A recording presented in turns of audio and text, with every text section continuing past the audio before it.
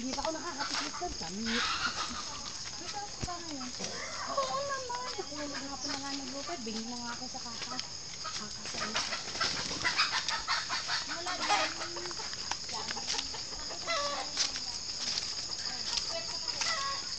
Pag mo na ako isasama, ha?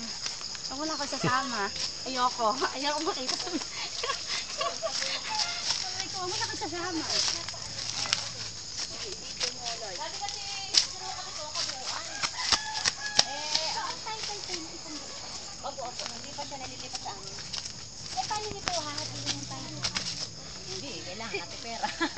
Ay, kaya nga namin, hindi pa namin napatitle, pera ang kailangan. Ito nga pa, nakausap ko yung may-ari nito. Kung willing daw kayo, isasama lang yan. Diretso. Ganun din halos makasilaki yun eh. Diretso ka na. Ay, may mga bahay dito, kapit-bahay din. Halos palibot na rin ang bahay. Ang kagandahan dito, mataas yung lugar niya. Pag sakaling naggawa kayo dyan ng, hindi kita nyo yung mga kapit-bahay niyo sa baba. So mula po diyan sa puno na... Doon po, sa bangga. Yung puno ng mangga Hanggang doon, sa may, kay Jenny. Ito. Yung lahat ng malinis. Ito yan. yun na po yung malinis. Lahat ng malinis na yan. Square nga yun eh. Doon, sa bakod na yun. Natata ng bakod yun. May bakod ba? Apo. Yung Mga dahon. Ay, mga dahon na yun. Okay.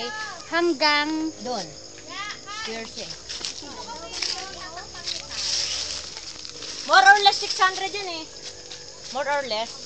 Eto yung kabila, sabi niya, nakakausap ko din, kung willing na gusto niya mas malaki sa 600, pwede kasama niyo na rin kung gusto niyo talaga. Magkano po bang offer niyo? Ang ano ko din, ha? Pinakamababa niyo na. Talaga? Sabi ko, hanggang 1 man lang ako eh. Ayun, mapapag-usapan pa natin yan eh. Presyo ba naman eh. Kahit naman tayo sa pumunta, lagi yung presyo. So, ibig niyo sabihin na, madam? Ate Amor. Ate Amor, yung titulo po nito, ilang square meters ang nasa titulo? Sa 600, yun eh, apat ito kami dito eh, bali. So, 600 talaga ang total nito? Oo, kasi pinag-apat kami. So, ang titulo po, 2,400. 2,000 Maaari. Tapos, kailangan pa yung kunin yung, kukunin ko pa tong 600. Kung kukunin ko yung 600, papatitulohan pa natin. Opo, yun. Paano mangyayari pag gano'n? Pag nagpatitulo kayo, syempre, nyo yung titulo, no? Sagutin nyo naman yung pagpapatitulo ng 600. Saka hindi tayo mahihirapan kasi buhay pa yung nanay ko eh. Di ba, minsan mahirap kasi pagpatay na, di ba? Dani, halika! Habuli natin kung saan yun. Hindi pa bangunin natin dito ba? Nakahukay. Paano na pag gano'n? Yung halimbawa, papatituluhan pa. Parang malaki. Tagaytay na tahanan ko. Parang malaki, no? Kasi ako. Mother title kasi, nakakaya. Basta 600 dito yun. Yun lang. Papapitaw ka. Papapitaw.